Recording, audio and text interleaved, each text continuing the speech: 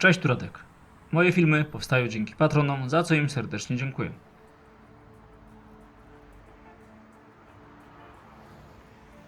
W dzisiejszym filmie przedstawię Wam problem, o którym co jakiś czas możemy usłyszeć lub zobaczyć w mediach. Mam tu na myśli poruszanie się kierowców pod prąd po drogach dwujezdniowych, m.in. po autostradach czy drogach ekspresowych. W internecie można znaleźć wiele nagrań pokazujących to bardzo niebezpieczne zachowanie. Często niestety taka jazda kończy się tragicznie, gdyż dochodzi do czołowych zdarzeń dwóch aut. Tego jadącego pod prąd z tym, co porusza się prawidłowo. W materiale spróbuję opowiedzieć, z czego wynika takie zachowanie niektórych kierowców.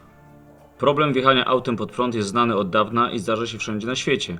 Wynika z dwóch rzeczy. Pierwsza i najważniejsza jest taka, że ktoś po prostu myli drogę zjazdową na autostradę z drogą wjazdową. Dlaczego tak się dzieje i z czego to może wynikać? Uważam, że część osób może myśleć w następujący sposób i podam tutaj konkretny przykład Sieradza i drogi ekspresowej S8, gdzie kilka razy zdarzyło się, że ktoś pojechał pod prąd. Dopóki nie było tutaj drogi ekspresowej, to chcąc pojechać w stronę Łodzi należało jechać na wschód.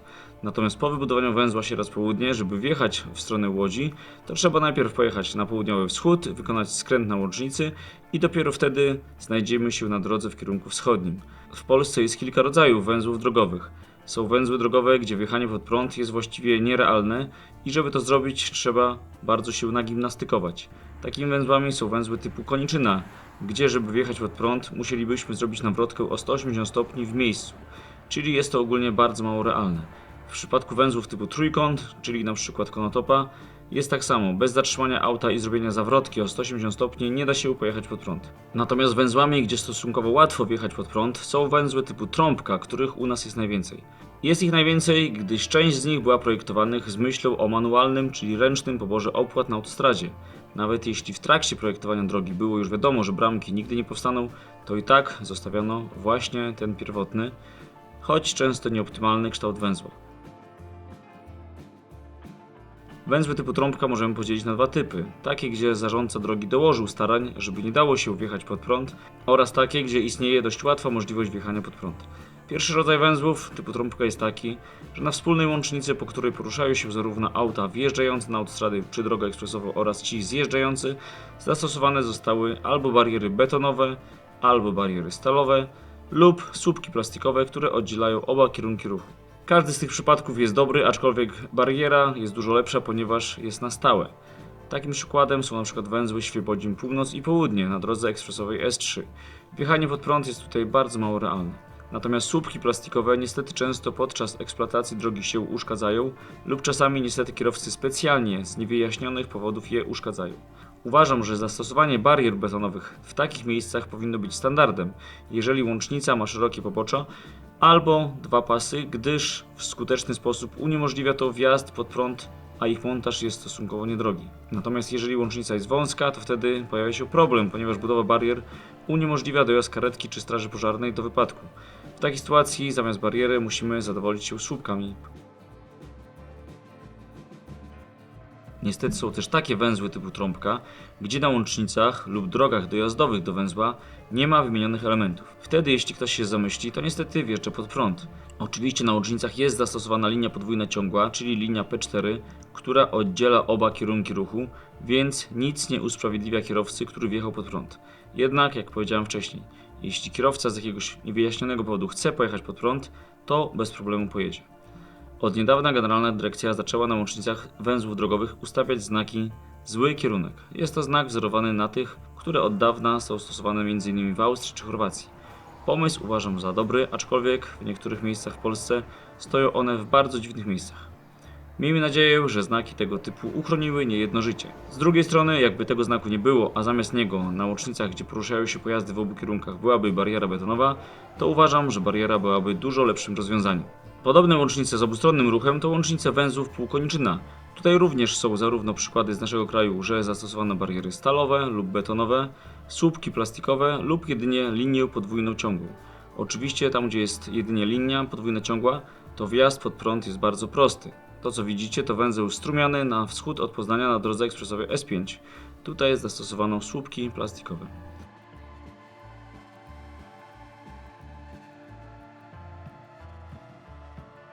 Innym typem węzłów, gdzie bardzo łatwo jest wjechać pod prąd, są węzły typu Karo. Taki węzeł jest np. na autostradzie A4 w Rudzie Śląskiej. Jeśli na skrzyżowaniu ulicy, która przecina autostradę z łącznicą do i z autostrady jest zwykłe jednopoziomowe skrzyżowanie, to bez problemu osoba chcąca może wjechać pod prąd. Niestety tutaj nie da się już zastosować żadnych barier betonowych czy też plastikowych słupków. Oczywiście trzeba być ślepcem, żeby wjechać tutaj pod prąd i nie ma wytłumaczenia dla takiego kierowcy, aczkolwiek zdarza się to szczególnie w nocy, kiedy jeździ bardzo mało aut. Bardzo dużo na węzłach typu Karo zależy także od tego, jak zaprojektowano ich geometrię.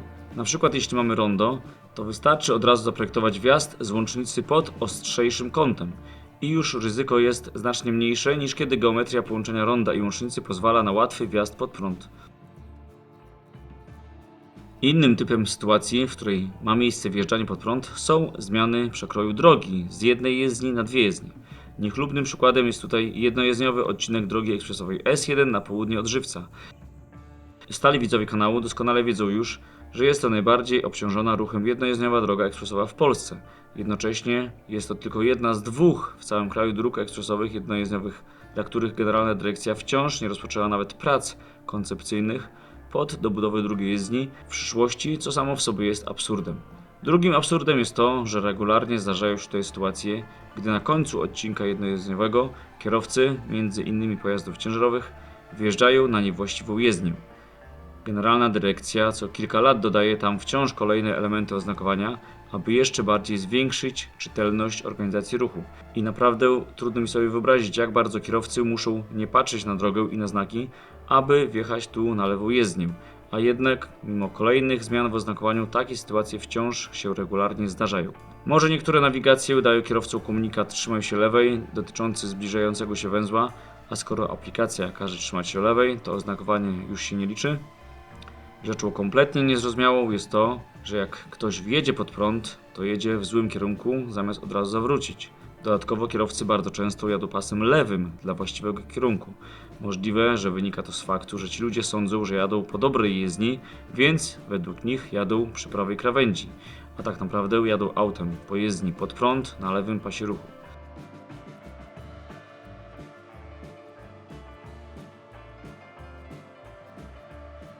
Co należy zrobić, jak zobaczymy auto jadące pod prąd? Jeśli auto jedzie na nas, to oczywiście musimy przede wszystkim uniknąć zderzenia, a w drugiej kolejności należy koniecznie powiadomić policję.